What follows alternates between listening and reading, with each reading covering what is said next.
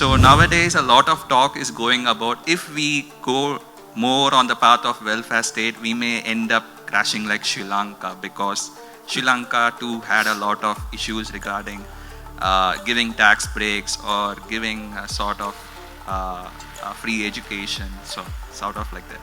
And they did well in hunger index and all. But what happened is that their economy crashed this year, and because their debt levels have increased.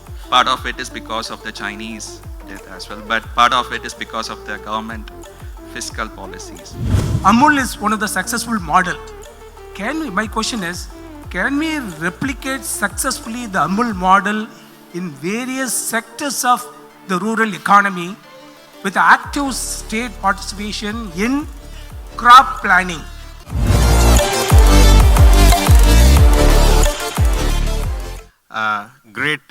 Great thoughts on rural economy and other things. The floor now is open for interaction. The participants can ask questions with our distinguished chief guest.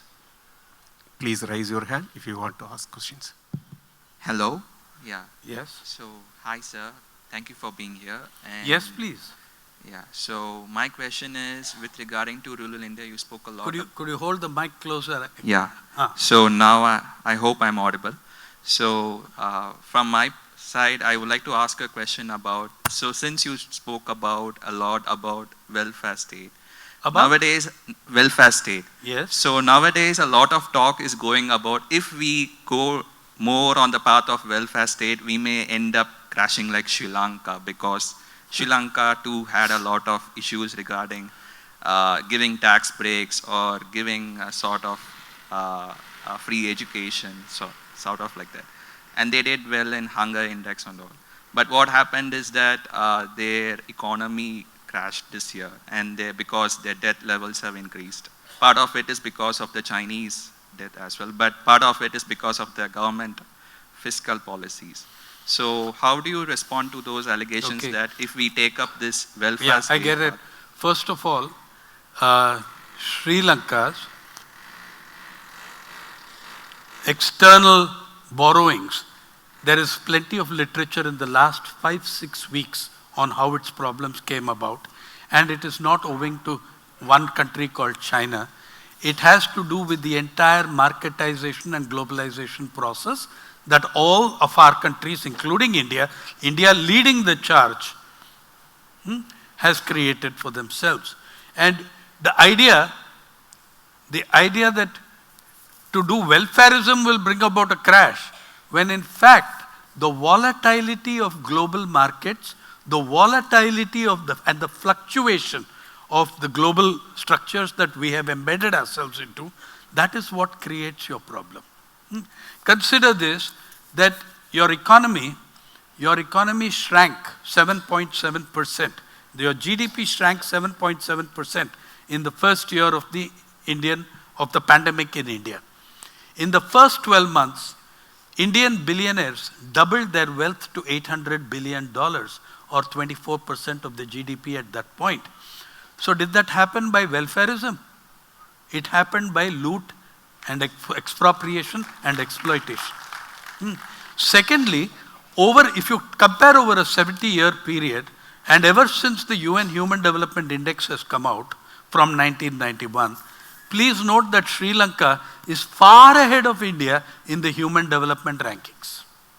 Sri Lanka did not have a private school until very recently. Everything was government school. Okay? We enriched a small percentage of the population. Yeah. And it is when they start taking that same route of marketization and a lot of other things, plus they made some very stupid decisions. Very, very stupid decisions. Yeah. But those who know the truth are trying to build this narrative that it is due to welfarism. Okay, then if that is the case, then the states of Norway, Sweden, Denmark and Finland should have collapsed 10 times by now. Yeah. So my name is Brito. I am an HM from Dindigul district. From Dindigul district. Yeah. My question is this. Down the years, Tamil Nadu is being ruled by the Dravidian. Sorry? Down the years, Tamil Nadu is ruled by Dravidian parties. So Tamil Nadu has made a welfare state. But now is a criticism that, freebies given to the people as well as to the students is being criticized on the one side. My question is, freebies, whether it's an investment or taking away the responsibility from the people. Okay.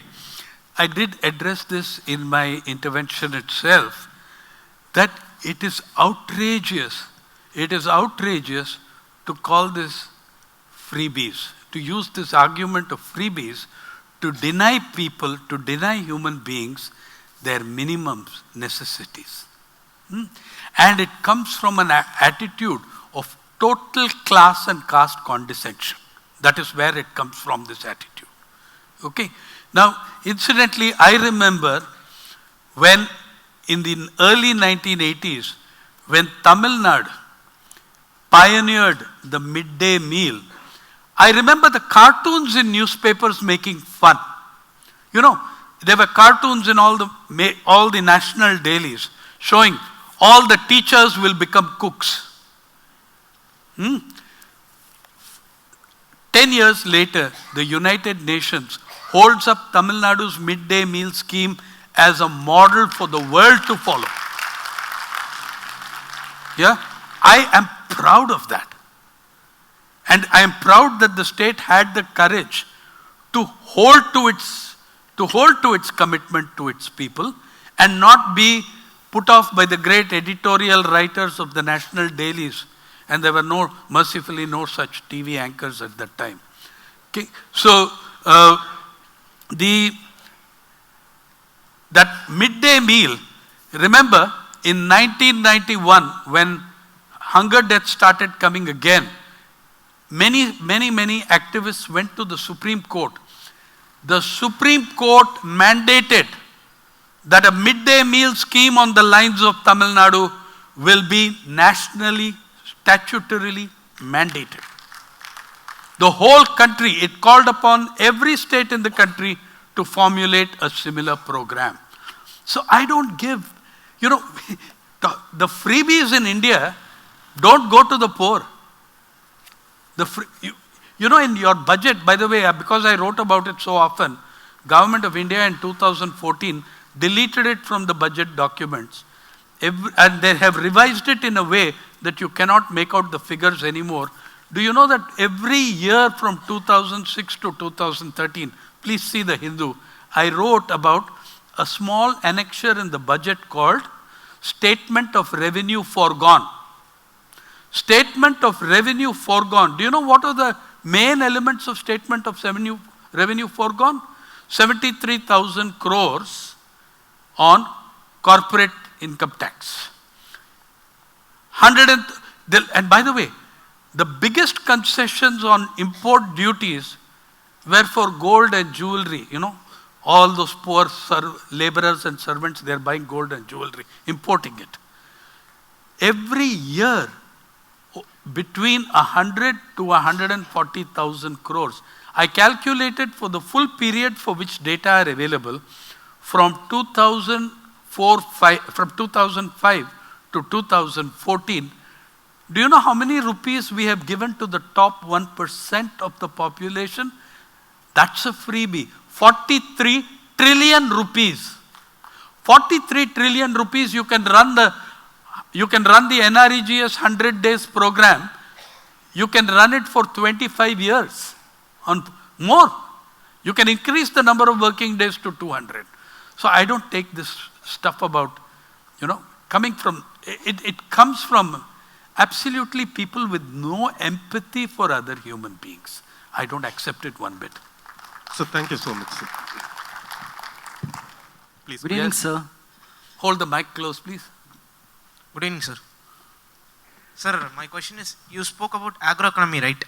Agroecology.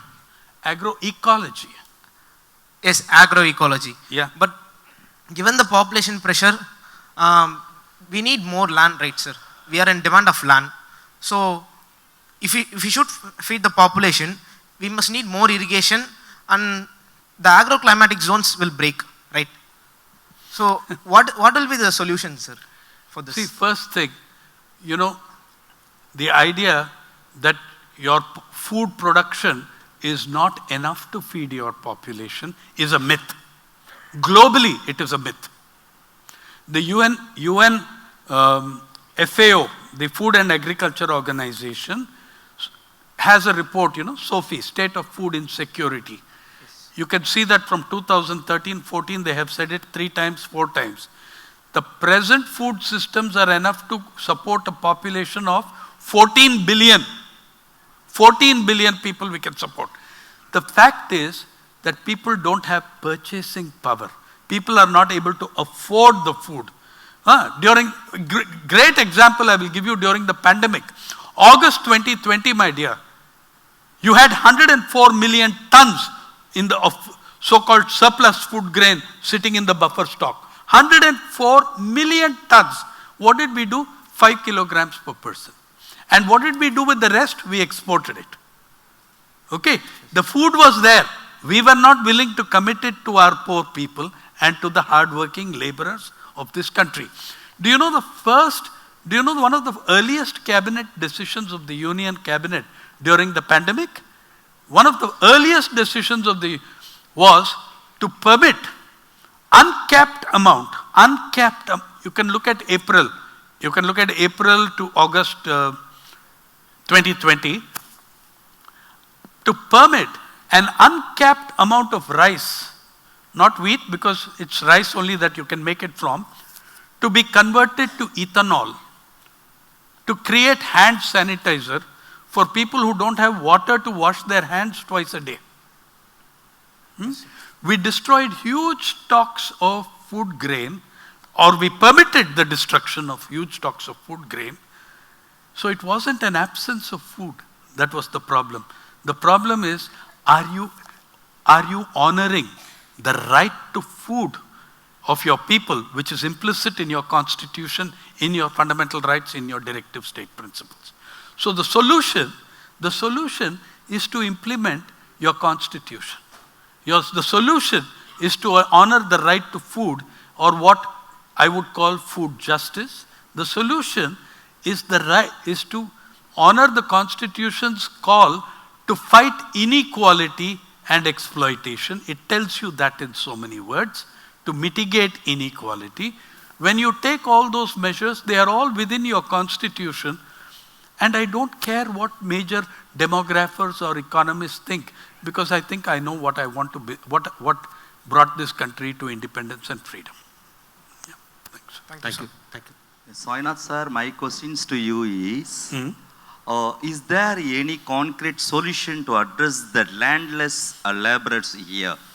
Okay, in Tamil Nadu there have been a lot of one of the massacres, like even many here. Most of the landless laborers belong to Dalit community. Is there any concrete solution to be taken by the government of the various states? I think absolutely you put your finger on not just Tamil Nadu, but a burning problem across the country. Absolutely. And I think one of the I think it is an unfinished task of the freedom struggle, an unfinished task of this entire nation, that we have not addressed the problem of landlessness and of landless labor. We have not done that. And it is not as if there was no legislation. The abolition of Zamindari Act, all these things. In the first 10 years after independence, you have a lot of legislation on it, which we have subsequently been undoing. In the case of Dalits, where land was redistributed, please note that in many SEZs, land distributed to Dalits 40, 50 years ago has been taken back from them, and put into an SEZ. So you have your land system, your ownership of land system is fundamentally unjust and based on an unjust order mediated by class, caste and gender. So if we cannot produce that social reform, justice, social, economic, and political. If we cannot produce that, then as a nation we have failed. The mission has failed. I think it can be done. I think you can do it. You have had examples in this country where land has been redistributed. But I also think that climate change and climate justice is going to force us to go in much more for collectives and cooperatives in agriculture rather than individual ownership. I think that is also one possibility we need to imagine. Where when I look at one great example of a route or a pathway to justice, I look at the Kudumbashri of Kerala. Okay? By the way, the scheduled castes and scheduled tribes are very well represented in the Kudumbashri movement. And their slogan, by the way, is, we work with government, never for government. They're autonomous, they work with government. In fact, I think that they give government a raison d'etre for living, for being. They give a reason for government's existence. And I think the kind of impact, by the way, unfortunately, they are the only small farmers I have seen in the country who have made profits for 15 years until climate change put a paid to that 3 years in a row. A lot of everything in there, they were the ones who taught me this food sovereignty and food security are very outdated. We believe in food justice. That is, what is the food justice? The producer shall never go hungry. Right? I believe also that the old slogan of land to the tiller was misplaced. I believe it should be land to those who work on it. Right? I think if we start moving on those principles, I think there are pathways. One more question is, our state is, Tamil Nadu is very strong state in implementing the welfare schemes. Yeah. It was ridiculed by the former Chief Justice of India, indirectly mentioning the powerful speech made by the Finance Minister of Tamil Nadu before he retired, a former justice. Then what is the reason behind this anger against directive principles or welfare schemes from your perspective? See, the thing is, even the Government of India's own documents, the Government of India's own data show you how much more advanced Kerala, Tamil Nadu, Karnataka are in human development compared to what is now being projected as the model state of the universe, Gujarat. Please, if you look, say, I mentioned about online education. If you look at the one NSS report that they permitted publication of, they killed the NSS report on consumption, they did all that, but one NSS report they published in 2019, probably because the bureaucrat in charge didn't understand it. It has very devastating tables. It's called Key Indicators of Social Consumption in Education. Okay, it has 5 tables. It shows you, those 5 tables are how many households have computers, rural, urban, total, state, in each state. How many people above the age of 5? What percentage of persons above the age of 5 can operate a computer? How many families, how many households have access to internet? In rural, urban, total, male, female, total. How many households, how many persons above the age of 5 have access to internet apart from computer? And finally, what is the total, the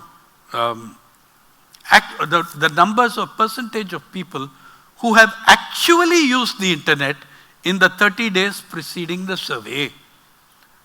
You know what it shows me?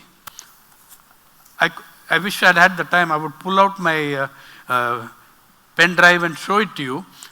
It shows you that the states which we are now condemning as welfarist as if welfare has become a bad word.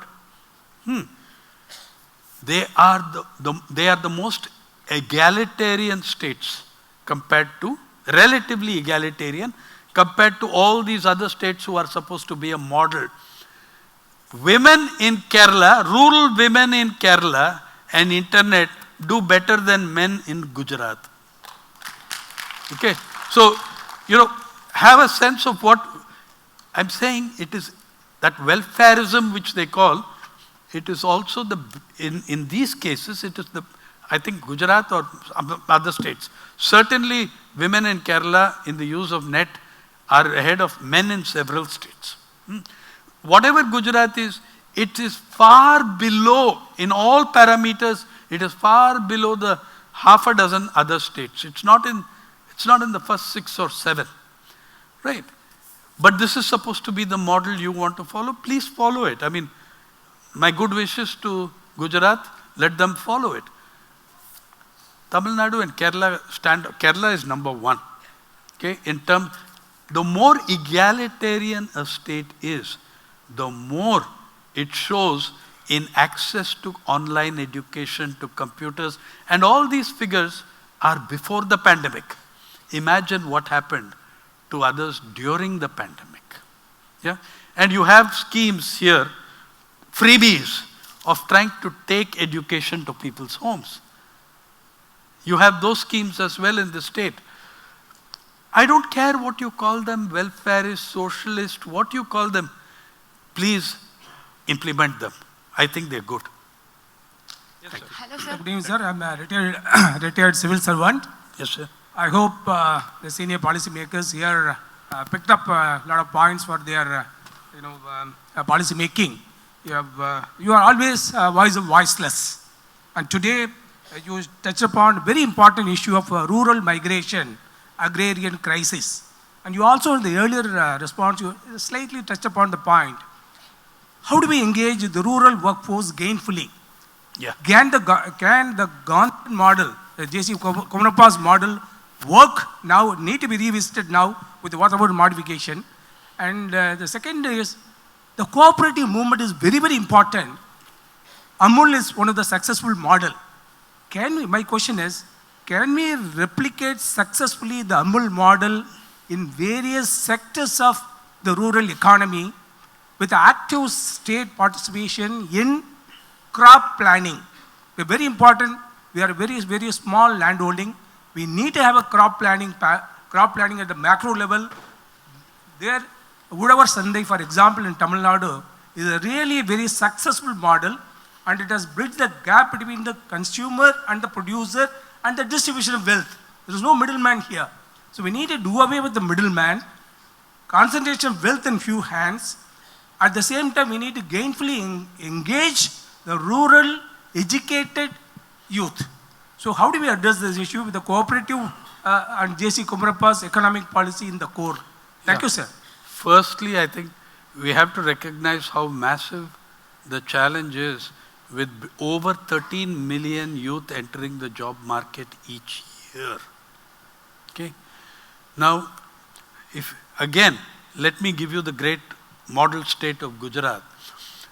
There have been more investments in industry in Gujarat than in any other state, including investments which they have stolen from poor Maharashtra where I live, right? But those are investments, that huge industrial investments which have produced minimal employment.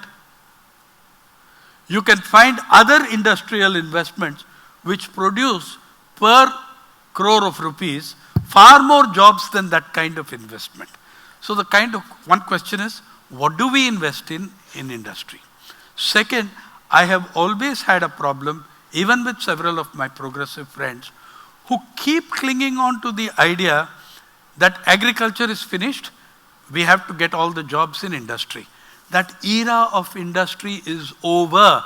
The complexes where you had 40,000 people working under one roof, it isn't going to happen.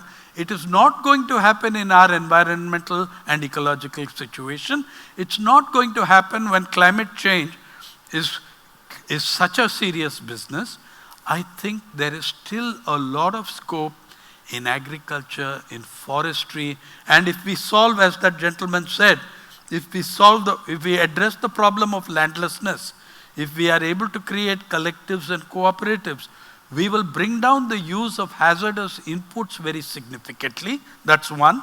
Second, by the way, the poor maligned Sri Lanka reduced farmers' suicides considerably in 3 districts where it experimented with banning pesticides. Suicides fell because that is the weapon of the farmer in taking his or her own life. However, I'm saying, I believe forestry and building climate resilience through forestry, not through the stupid ways of the 50s and 60s of bringing eucalyptus or Kattakarvel. These were bad ideas. These were very bad. Now today you can't do away with that,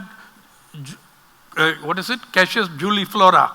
You're not unable to do away with it because the poor have become dependent on Kattakarvel for an existence. You have to find other kinds of forestry. You have to find other kinds of agroforestry. Believe me, it has great scope for employment of people. Per acre you can employ so many people. It's also a question of whether you're going to look at forests and land as private entities to be owned by Ambani or Adani, or whether they belong to the nation and to the people. We have to settle some of those questions. But I believe, and I agree with you, that there are many pathways. That we haven't explored those pathways does not mean that they don't exist. So I think there is plenty of scope for providing employment if we stop writing off agriculture, if we stop writing off a lot of other trades and occupations. Yeah. Hello, sir. Thank you. Yes. Yes. Last question, please, madam. Only one question. Vanakkam, sir. Yeah. நமது இந்தியாவில் பார்த்தீங்கன்னா பஞ்சாப்ல தான் per capita income அதிகமாக வாங்குறாங்க அப்படின்னு சொல்கிறாங்க. Punjabis அவங்க வந்து பார்த்தீங்கன்னா மோஸ்ட்லி அக்ரேரியன் பீப்புள்ஸ், அவங்களோட ஃபுல் எதுவும் வந்து அக்ரேரியன் பேஸ்டு. ஏன் தமிழ்நாட்டில் அது மாதிரி நம்மளால் கொண்டாட முடியல விவசாயிகள் கிட்ட அப்படின்னா அவங்களுக்கு இரிகேஷன் ஃபெசிலிட்டி கம்மியாக இருக்குது. அதுக்கான வழிவகைகள் செய்து கொடுத்தா அக்ரேரியன், அதாவது அக்ரிகல்ச்சுரல் டெவலப்மெண்ட் வந்து அதிகமாக இருக்கும். அது மூலமாக எம்ப்ளாய்மெண்ட் நிறைய கிடைக்கும் கிராமப்புற மக்களுக்கு. ஒன்று. ரெண்டாவது, நமது நாட்டில் பார்த்தீங்கன்னா ஒரு 50 இயர்ஸ்க்கு பிறகு அம்பேத்கர் சொல்லியிருக்காங்க, 50 இயர்ஸ்க்கு பிறகு ஒரு பிலாங்ஸ் டு விச் கம்யூனிட்டி, ஒரு கம்யூனிட்டிக்கு கொடுக்குற அந்த ஃபெசிலிட்டிஸை அப்படியே ரிவைஸ் பண்ணணும். யார் வந்து பொருளாதார ரீதியாக பின்தங்கி இருக்காங்களோ அந்த மக்களுக்கு வழங்கணும் அப்படின்னு சொல்லி அம்பேத்கர் அவர்கள் சொல்லியிருக்காங்க நம்மளோட கான்ஸ்டியூஷனில். அதை ஏன் இன்னும் செயல்படுத்தலை? இப்படிலாம் பண்ணும்போது மக்கள் வந்துட்டு பின்தங்கியவர்கள் மேலே வர்றதுக்கு வழிவாய்ப்புகள் கிடைக்குங்க. ரெண்டாவது, அது மூலமாக படித்த இன்ஜினியரிங் ஸ்டூடெண்ட்ஸ்க்கும் நிறைய வேலை வாய்ப்புகள் இருக்கும். ஸோ தீவிரவாதம் ஒழியும். இதெல்லாம் என்னோட கருத்து. உங்களோட கருத்து என்ன? First, actually, by the way, Ambedkar and others advocated nationalization of land. They advocated nationalization of land, which would have meant, which could have been a prelude to fairer distribution of land. Okay. You can also read the speeches of Nagappa in the Constituent Assembly and in the early days of Parliament. S. Nagappa, who says that we will forego reservation if you give us this. So, I mean, that is one thing. But I would strongly advise you not to follow that model of Punjab, please. Punjab is on the cusp of a huge agricultural crisis. Its water resources are devastated. Its crop production is plateauing. Wheat has collapsed with the excessive heat waves. And unsustainable use of water and chemical inputs. This is not a wise course to follow. You will get, you see, the kind of chemicalized agriculture we use. It's like running agriculture on steroids. Okay, suppose we take 2 twin brothers. And in a village, in our Gram Panchayat, we say, these two brothers, one will continue with his traditional diet, his traditional work. Both of them will do the same work. One will continue with his traditional diet, his traditional food, his traditional lifestyle. The other we will give steroids.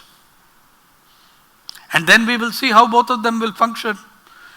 At the end of 5 years, first 5 years, the brother who is on steroids will outperform the brother who is on regular diet completely. 3 times, 4 times. At the end of 10 years, the brother who is on steroids will be dead. Right? I'm saying that attraction of expanding production massively by means that are unsustainable. And that has happened in the Green Revolution states of India. We are paying the price for it in Maharashtra, where I have lived for the last 40 years. And I have seen this. I was the first journalist in the Hindu to carry the scale of farmers' suicides in this country. I hate saying it. I have visited over 900 households where farmers have taken their own lives. And I've seen what the economics of these farmers is. I've seen what their inputs are. I've seen what has happened to them. And I will strongly say agroecology. Do not be seduced by this kind of quick results. I can understand the farmer's position. He needs his money. He needs to pay off the debt. He's got to pay the children's school fees. All these things are there. But it's a very short-lived period. I think that we return to principles of agroecology and also to the principles of justice that he raised about who controls land, who takes the decisions on technology and use. Yeah. அவரோட பதில் வேணும் Please, sir please, எனக்கு. please. Ambedkar பத்தி நான் சொன்னேன் இல்லைங்களா, So, அவரோட பதில் வேணும். question. இந்தியன் கான்ஸ்டிடியூஷன்ல அம்பேத்கர் அவர்கள் ஆஃப்டர் 50 இயர்ஸ் ஒரு பின்தங்கிய மக்களுக்கு கொடுக்கப்பட்ட சலுகை அது பொருளாதார ரீதியா பின்தங்கி இருக்கக்கூடிய மக்களுக்கு கொடுக்கணும் அப்படின்னு சொன்னார் இல்லைங்களா. அத பத்தி I'll just answer very quickly. See, I'm not sure I have understood your question, but for me the most important speech ever made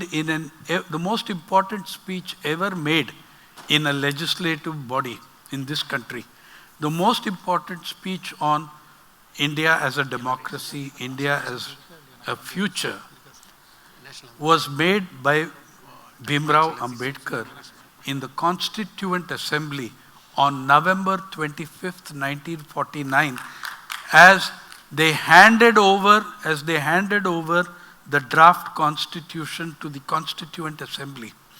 And he said, we have entered a world of paradoxes today. We have built democracy in politics, a political democracy, but in society and economy there is no democracy.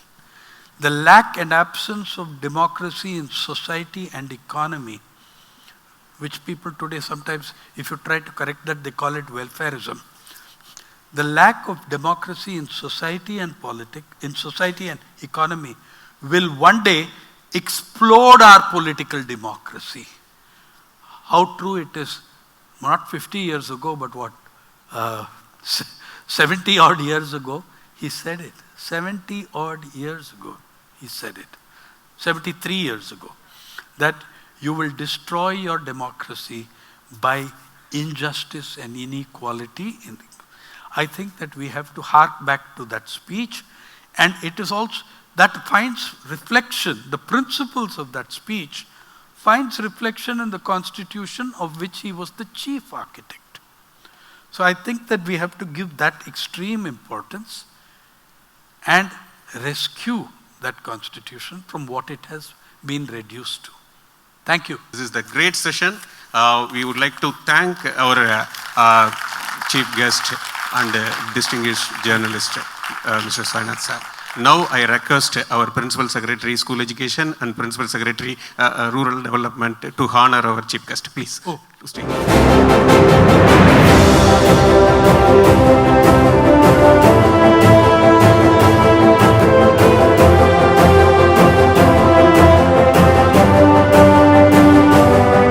Thank you, sir. Thank you so much. Thank you for the patient hearing and thoughtful lecture. Thank you. Thank you so much.